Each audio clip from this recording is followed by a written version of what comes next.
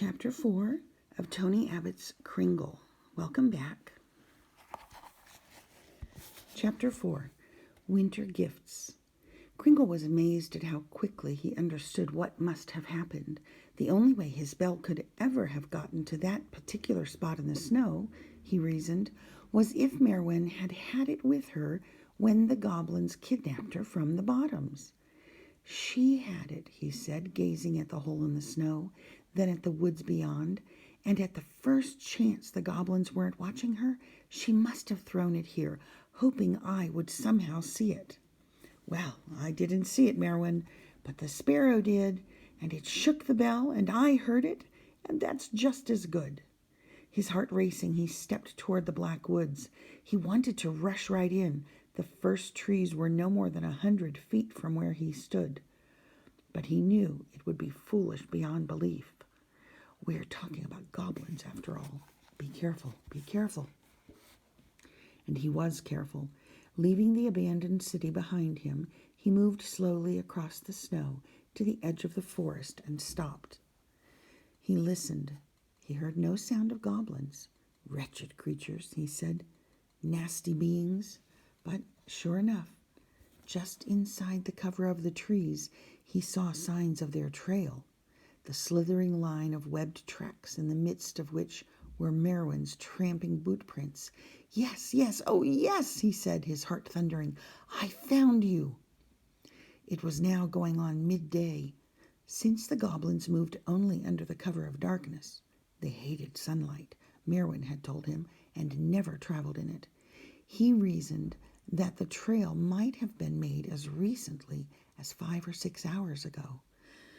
Well, all right, he said. There's no question of what I have to do now, is there? If I hope to find Merwin again, and I do, I have to enter the woods. What? Enter the Black Woods? Well, there's no help to be had in that town. No, none. No help to be had anywhere, I suppose. So I have to go into the woods, and that's that. And that was that. Kringle left the open ground and stepped in among the trees. Carefully, his senses as alert as they had been on his last night in the bottoms, he followed the goblin tracks, weaving just inside the forest's edge. He did this for 1 hour, 2 hours. He imagined the goblins staying always in the shelter of the woods, but peering out beyond the trees, ever within striking distance of any light they chanced to see. Up along the fringe of the forest, then deeper into the darkness he went.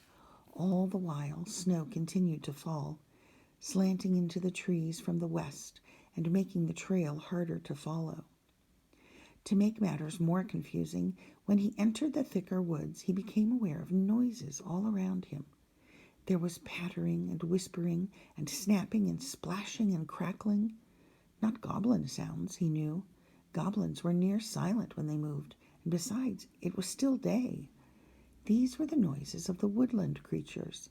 Weasels were slithering in and out of the underbrush, and stoats were there too, as well as squirrels in the trees and badgers and moles on the ground and otters in the streams. And they were all moving as he moved, and he knew they knew he was there and that they were watching him. Another hour and another. Finally, night was coming on, and he began losing the tracks, picking them up and losing them again. Now a thought was beginning to form in his head. To follow goblins at nighttime would be foolish. Nighttime is their time. Besides, wasn't he out of food and rather lost? Completely lost, I should say. Kringle looked around at the darkening woods, and the snow fell on him and fell and fell and fell. Soon he couldn't see more than a few feet in any direction. But Kringle was, well, Kringle, which meant that he would not look back and would go on anyway. This was probably something he learned his first day on this earth. He had to get going that day or be kidnapped by goblins, and he had been going ever since. Hadn't he and Merwin lived at 5 places before they came to the bottoms, staying each time 1 step ahead of the goblins? Besides all that, he had a hope that now he was going somewhere rather than nowhere, and so he would go on. But he was so dead on his feet. His legs felt as heavy as logs. He needed to rest, or he would fall in the snow and stay there and freeze, and, well, that wouldn't be good. Heaving a very big sigh near the foot of a pine tree with broad boughs that drooped nearly to the ground, he said, "So, here then?" He looked both right and left. "Yes, here. It's as good a place as any, I think." "It's settled then. Just a very short little sleep. Just the night and no more. All right?" "All right. Then when morning comes, I'll go even deeper into the woods, where the tree cover is thicker and the snow not so deep." He yawned then. "Oh, and I'll pick up the goblin trail again. And, of course, stay clear of goblins the whole time. That way I'll find her." He yawned again. "Oh, good plan." And with that, he squirreled himself into a small space under the branches, wrapped his giant cloak around himself nearly twice, laid his staff across his lap, and closed his eyes. The last thing he saw was the snow falling more lightly now. "Good," he murmured, "good. Now, I like to believe that everything happens for a reason. Whose reason? Well, that's quite another question. But I believe that there is always some sense in what happens, no matter how silly or harsh or wonderful or unimportant it might seem. And that goes for the hat and the apple. If you stretch the idea, you could say it went for the tree too. When Kringle slept, what did he dream about but his old house at the Bottoms? The Bottoms. Merwin was talking softly to him from her stool by the hearth. She was telling him about the Romans and pirates and goblins, his mother and father and everything. He asked, and she told, and she told. This went on for a long time, until she finally got around to the bell. But when he took it from its box as usual and shook it, the sound rang in his ears so loudly that he woke up on the instant. "Kringle!" He woke with a start, I tell you, and had the immediate and terrifying sense of an animal gripping his head with two large paws. "Get off! Get off!" he shouted, jerking himself up from the ground and wrestling the creature off his head. When he had finally swatted it away, he tripped over the folds of his own cloak, tumbled into the snow, and found himself face to face with something small and red. "What are you?" he cried, his heart beating wildly. The thing didn't answer. It didn't move either. Kringle crawled away from it, then reached back with his staff and prodded it. It didn't run or jump or growl or do anything. He slid the staff under it and lifted, carefully pulling the thing closer, very close in fact, because it was still dark, until he finally dropped it to the ground next to him and found it to be nothing more or less than a cone of fabric with a woolly ring of fleece around the edge. "A hat?" he said. It was a hat. It was a hat, he decided, that had somehow gotten onto his head while he slept.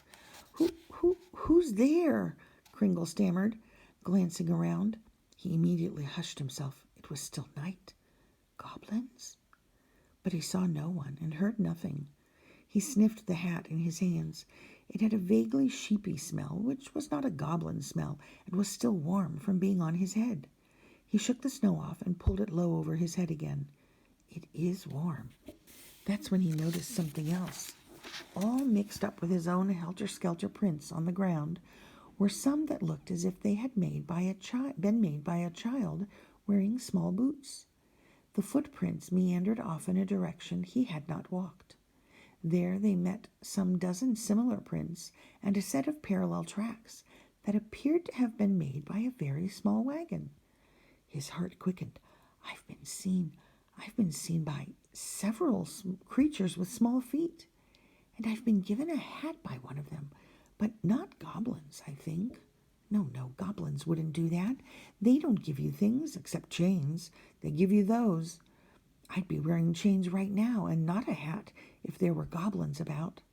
He stopped. On a flat tree stump not very far away sat a bright red apple. The tree itself was gone. It had been cut clean, which made him think about his father chopping wood in the forest the day the goblins attacked him.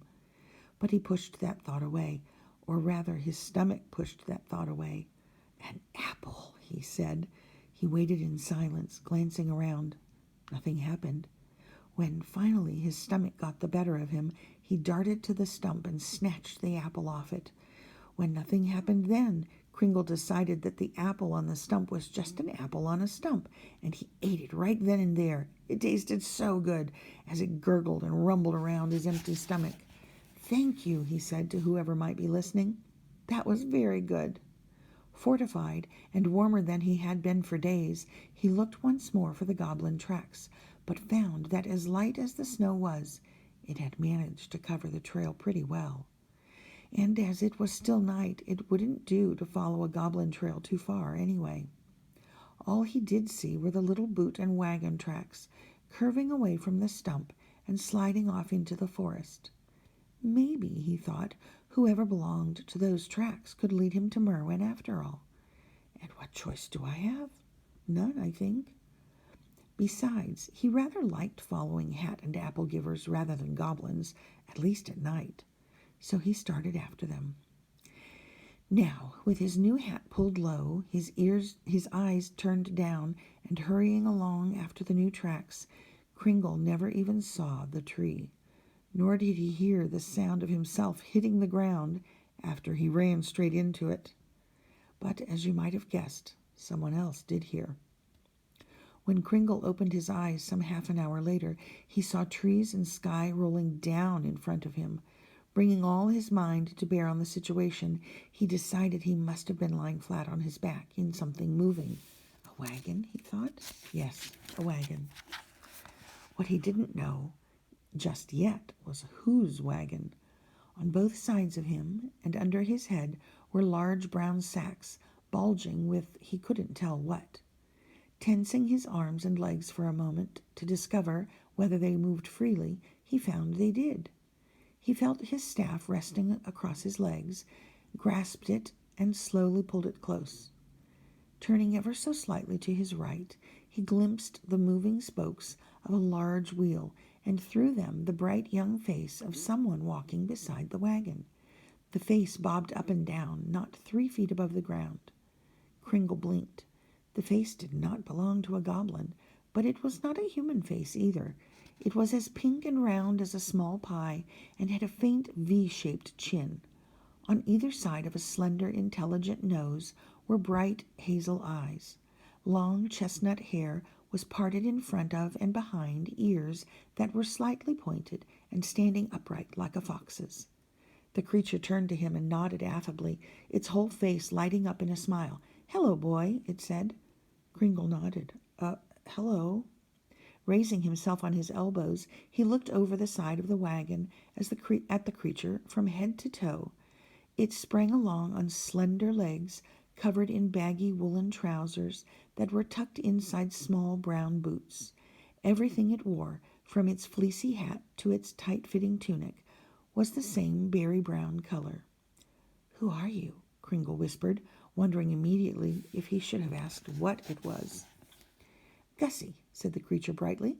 Then, as if he had heard Kringle's unspoken thought, he added, "I'm an elf. We're all elves, and we found you." "Elves?" Kringle repeated blankly. "Sorry about the hat," said a voice from the other side of the wagon. Kringle turned to see a hatless elf whose ears were turning rosy red. "I got elected because of my head's big. It's even probably a bit loose on you." No, said Kringle. "Well, maybe a bit." "Thanks." "We'll make you another then," boomed an older voice. Kringle looked up over his knees to see an elf with a bushy beard who was almost a foot taller and wider than the others, and who tramped just after the wagon. He had a pair of big wooden clubs hanging from his belt, and his voice was very low and growly. "I'm Vindolf, young sir. I'm the elder elf, but one from the tribe of elves of Elvenwald. Torgi's best for making hats, aren't you, Torgi?" A high laugh came from somewhere ahead of the wagon. The laugh was so sweet that Kringle thought its owner must be female. "Ah, my pleasure, young sir. Sir—" "Kringle," he said to the elf. "Sir Kringle," she said. "Not sir," he said, "just Kringle." "Well, that's that then," said Vindolf. "A new hat for just Kringle." The wagon began a mild descent into what Kringle felt must have been a sort of valley in the forest. He turned his head and saw now that the wagon was being drawn by a pair of extremely stout white sheep. "We're comin' from Penrith," said the hatless elf. "We found you almost frozen under the tree back there. We couldn't just leave you." "No," said another from the front, "because of the cloak." "'Cause of everything, and that's that," snorted the hatless one. "I'm Ifrid, by the by. Just Sir Kringle." "Ifrid," repeated the boy. A fifth elf took up the story. "Going to Elvenwald now, of course. Forward, Blendel. Pull, pull," he grunted in a low voice, prodding the lead sheep this way and that. "Couldn't bring you back to your home, wherever that is."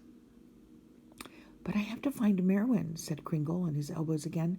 "The goblins took her." "Find nothing with a knob like that on your head," the shepherding elf said. "Besides, goblins coming would have found you. Also, besides, no time. There's the work. Must do the work, then get back to Penrith before dawn." "That's Hulf," whispered the one named Gussie, leaning in. "Hulf never says I or we anything." Kringle nodded, and when he did, his head ached again. All this elven talk was mysterious to him, and he thought he might still be dreaming. That would explain why nothing much made sense to him, except for the bit about Penrith, he thought. Merwin had told him about the Roman fort southwest of the Black Woods. That, at least, was real. "In the morning we'll bring you back to where we found you, if you like," added Gussie. "It's far too dangerous tonight." "Yes," Kringle said, rubbing his head. "Dangerous." "Goblins about," said a sixth elf, another bright-faced female whose golden hair curled down on either side of the one ear that Kringle could see. "Close by, close." Elves, Penrith, Vindolf, Gussie, goblins, Ifrid, elves. It occurred to Kringle to ask 1,000 questions, but the night was late, and the wagon rocked him back and forth, and his head ached, and his journey had been such a long one that he felt himself sinking back and back and back until he fell asleep again. And that was that. And that is the end of Chapter 4 and the end of Part 1. Join me next time for Part 2 of Tony Abbott's Kringle.